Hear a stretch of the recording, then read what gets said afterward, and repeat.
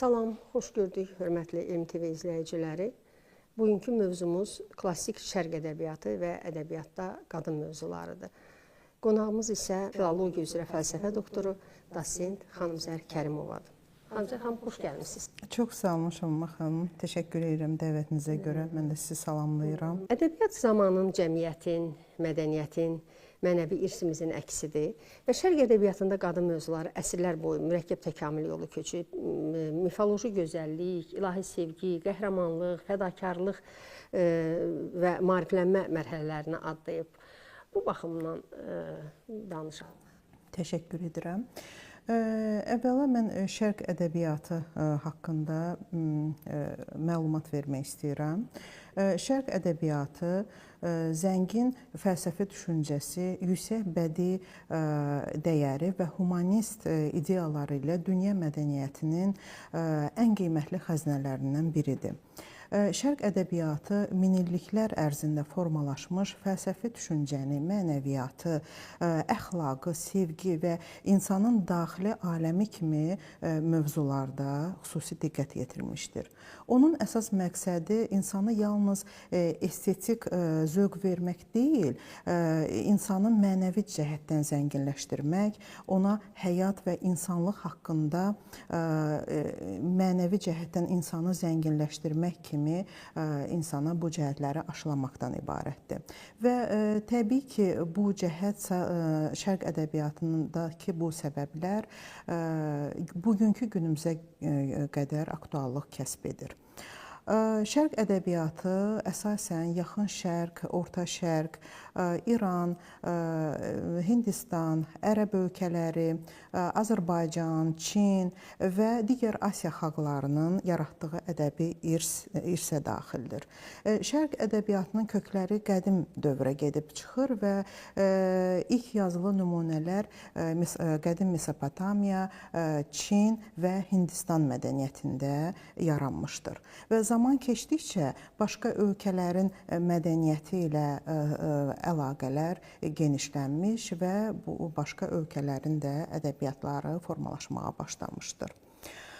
Qeyd edim ki, şərq ədəbiyyatının təkmilləşməsində, şərq ədəbiyyatının inkişafında mərhələlərlə müəyyən dinlərin meydana gəlməsi, müəyyən dinlərin yaranmasının da böyük rolu olmuşdur. Qeyd edək ki, istər İslam dini, istər Buddizm, istər Hinduizm kimi dünya görüşləri ədəbi əsərlərin məzmununa güclü təsir göstərmişdir. Bir baxış keçirək şərq ədəbiyyatının əsas xüsusiyyətlərinə. Şərq ədəbiyyatının əsas xüsusiyyətləri məsnəvi və fəlsəfi düşüncə. Yəni, burada şərq ədəbiyyatında müəllif insanın bu tərzdə yaratmaqla insanın kamilləşməsinə, həyatın mənası, xeyirlə şər arasında mübarizəyə, xeyrin şərə qalib gəlməsi mövzusunda bu mövzuda əsərlər yaratmışdır. Növbəti şərq ədəbiyyatının əsas xüsusiyyətlərindən biri də simvolizm və məcazlardır. Qeyd edək ki, müəlliflər öz şeirlərində ən çox simvollardan və məcazlardan istifadə edərək oxucusuna öz fikrini çatdırmışdır. Məsəl üçün, onların şeirində gül sevgini, bülbül aşıqı kimi təsvir edərək oxucu kütləsinə çatdırmışdır fikrini. Növbəti şərq ədəbiyyatının əsas xüsusiyyətlərindən biri də didaktik əxlaq məsələləridir. Qeyd edək ki, şərq ədəbiyyatına diqqət yetirdikcə, xüsusilə ərəb ədəbiyyatında da bu izlənilməkdədir. Orta əsrlərdə əsasən müəlliflər əsərlərində didaktik mövzulara çox yer vermişdilər və bu didaktik mövzularda insanları əxlaqa, mənəvi keyfiyyətlərinin yüksəlməsinə, insanları bir növ müsbət hərəkətlərə çağırmağa çalışmışdılar. Və şərq ədəbiyyatının əsas xüsusiyyətlərindən biri də şeirə üstünlük verilməsidir. Və o dövrdə bildiyimiz kimi poeziya güclü inkişaf eləmişdir və poeziyada qəzəl, qəsidə, rübai, məsnəvi kimi janrlar meydana gəlmişdir. Şərq ədəbiyyatının biz görkəmli nümayəndələrini əsas qeyd eləmək istəyərdik. Şərq ədəbiyyatının görkəmli nümayəndələri, məsəl üçün Firdovsi öz əsərlərində fundamental əsəri onu biz Şahnaməsini qeyd edə bilərik ki, Şahnamədə İran hökmdarlığı və Şərq ədəbiyyatının tarixi haqqında bu əsərdə əsas deməli mövzular yer almışdır. Növbəti biz Nizami Gəncəvini misal göstərə bilərik. Nizami Gəncəvi də təbii ki, Şərq intibahının ən böyük nümayəndələrindən biridir. Hamıya məlum olduğu kimi onun xəmsəsi dünya şöhrətli bir əsər olmuşdur.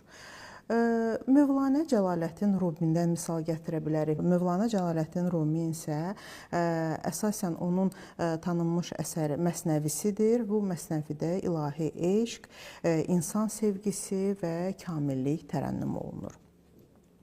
Şərq ədəbiyyatında biz Sədi Şirazini misal göstərə bilərik. Sədinin Gülüstan və Büstan əsərləri də əsasən əxlaqi, fəlsəfi məzmunda yazılmışdır.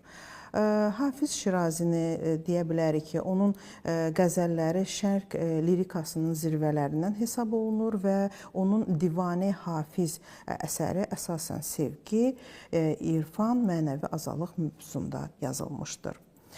Türk dilində, deməli, Türk klassik ədəbiyyatına böyük təsiri olmuş Əlişir Nəvaini örnək göstərə bilərik ki, Əlişir Nəvai də deməli məşhur xəmsəsini yaratmış, əsəri yaratmış və o da müəyyən bölümlərdən ibarətdir. Və Şərq ədəbiyyatında əsas janrlara, deməli, müəlliflər Şərq ədəbiyyatında əsas bu janrlara müraciət eləmişdilər. Qəzəl Şərq ədəbiyyatında sevgi, gözəllik, mənəvi hisslər ifadə edən lirik şeirdir.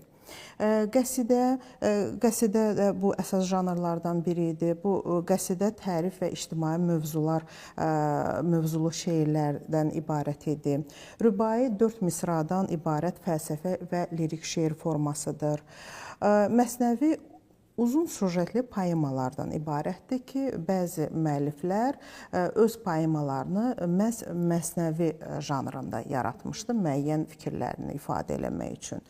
Dastan da bildiyimiz kimi qəhrəmanlıq və tarixi hadisələri əks etdirən epik əsərdir. Azərbaycan ədəbiyyatında bizim unudulmaz müəlliflərimiz istər Nizami Gəncəvi olsun, istər Məhəmməd Füzuli olsun, istər Mirzə Fətəli Axundov olsun, Molla Pənah Vaqif kimi sənətkarlar Şərq poeziyasının inkişafında mühüm rol oynamışdılar. Məhəmməd Füzulinin Leyli Məcnun əsəri Şərq məhəbbət poeziyasının ən yüksək, deməli, nümunələrindən biri sayılır. Qadın obrazları ədəbiyyata nə vaxt gəlib? Qeyd edək ki, Şərq ədəbiyyatında qadın obrazları da xüsusi yer tutur. Qadın obrazı orta əsrlərdə, belə deyək də, məsəl üçün biz Şərq ədəbiyyatında misal olaraq ərəb ədəbiyyatına misal göstərə bilərik ki, ərəb ədəbiyyatında dövrlər var ki, İslama qədər dövr, İslamdan sonra dövr, yeniləşmə dövr, orta əsrlər, Abbasilər, Əməvilər dövr, klassik dövr. Yəni demək odur ki, cahiliyyəyə qədər dövrdə ədəbiyyatda, yəni demək olar ki, qadın obrazından müsbət danışmaq mümkün deyildi. Çünki cahiliyyə dövründə qadın obrazı geridə qalmış, cahil, əzilmiş bir qadın obrazı yaranırdı. Amma İslam meydana gələndən sonra, 7-ci əsrdən sonra İslamın meydana gəlməsində bəli, ədəbiyyatda böyük bir dəyişiklik oldu. Həm didaktik, əxlaqi məsələlərdə dəyişikliklər oldu və burada janrlar yarandı və bu orta əsrdə İslamdan sonraki dövrlərdə artıq qadın obrazları canlanmağa başladı. Qadın obrazları artıq cahil yox, artıq təkmilləşmiş, belə deyək, vətənpərvər, namuslu bir qadın obrazı yaradılmağa başladı. Ərəb müəllifi var, Əbul Əl-Muhassin Ət-Tanukinin, onun Nişvar Əl-Muhadara əsəri var. Orta əsrlərdə yaranmış əsərdir, 10 cilddən ibarət. O əsərdə o deməli möhkəm iradəli insanlar bölümü var ki, o bölümdə o bir çox deməli Azərbaycanın mərd oğulları ilə bərabər mərd qızlarını da tərənnüm etmişdi. O öz əsərlərində qeyd edir ki, deməli ərəb müəllifi var, İbn Əsam Əl-Kufinin Kitab Əl-Futuh, Fətihlər kitabı əsərində qeyd edir ki, deməli Xəzər dənizinin şimal sahillərindəki Həmzən qalasını mühasirə saxladıqları zaman bu hadisə baş vermişdi. Xilafətin qoşun başçısı Mərvan ordusuna əmr etmişdi ki, Həmzən qalasına kim ilk daxil olsa, ona 1000 dinar bəxşiş veriləcək və hər hansı bir qadın kənizini seçə bilər, istədiyi qadın kənizini seçə bilər. Və bu zaman bir ərəb əskəri Həmzən qalasına daxil olur, ona 1000 dinar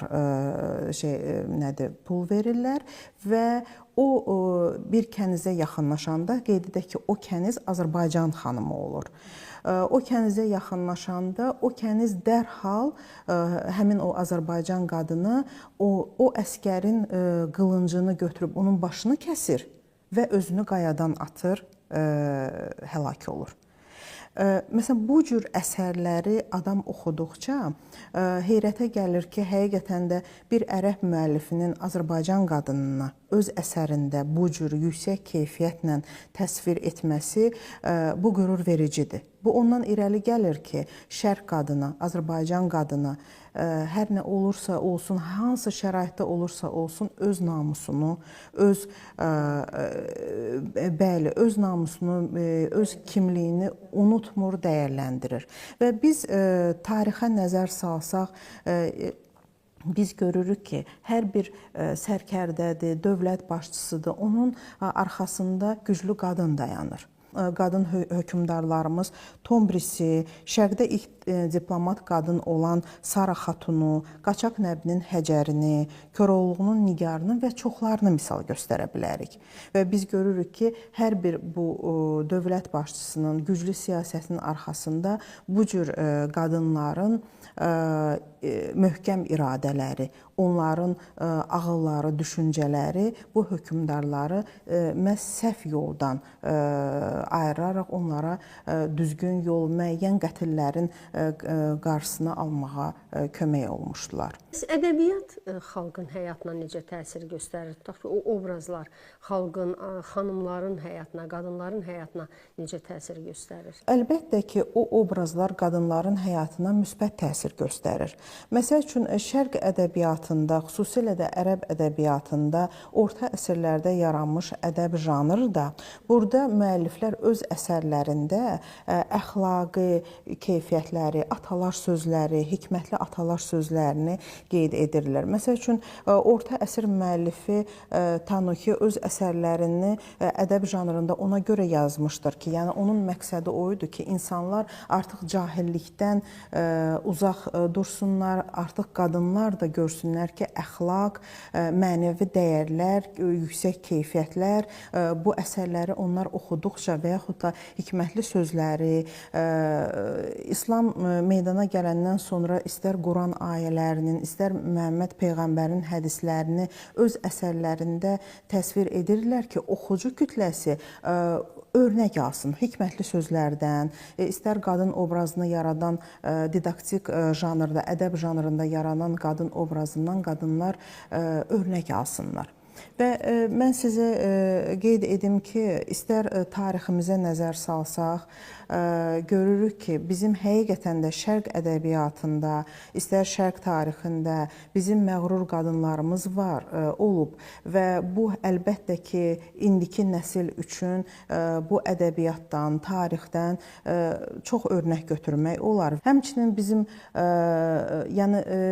qürur duyulası və bizlərin örnək götürüləsi qadınlar var ki, onlar istər elmdə, istər təhsil və bir çox sahələrdə çox uğurlar qazanmışdılar. Həqiqətən də onlardan örnək götürmək həqiqətən də bu dövrdə biz onların istər-istər yaradıcılığı ilə tanış olanda görürük ki, onlar nə qədər əziyyət çəkmişlər, zəhmət çəkmişlər və həqiqətən də iz qoymuşdular. Məsəl üçün, Aida İmanquliyevanı nəzərə alaq ki, Aida İmanquliyeva şərq ədəbiyyatında, ərəb ədəbiyyatında ilk elmlər doktoru, professor olmuşdur.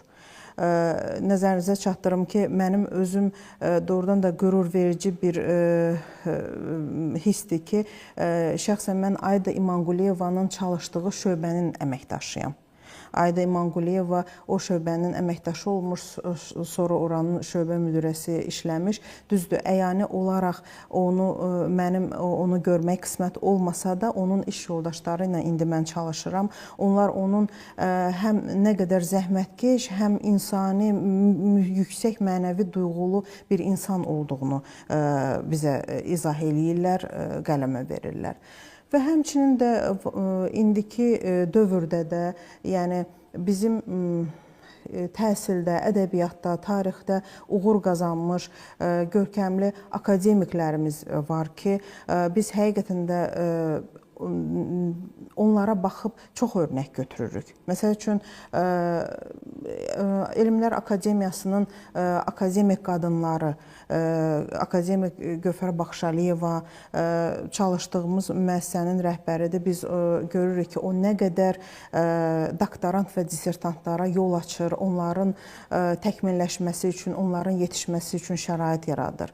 İstər akademik İradə Hüseynova, istər akademik Nərgiz Axundova, Nailə Vəlixanlı, bütün bu qadınlar həqiqətən də elmdə və təhsilin hər bir sahəsində uğur qazanmış, mənəvi yüksək keyfiyyətləri ilə fərqlənən xanımlardır. Şərq ədəbiyyatını Avropa ədəbiyyatından fərqləndirən nədir?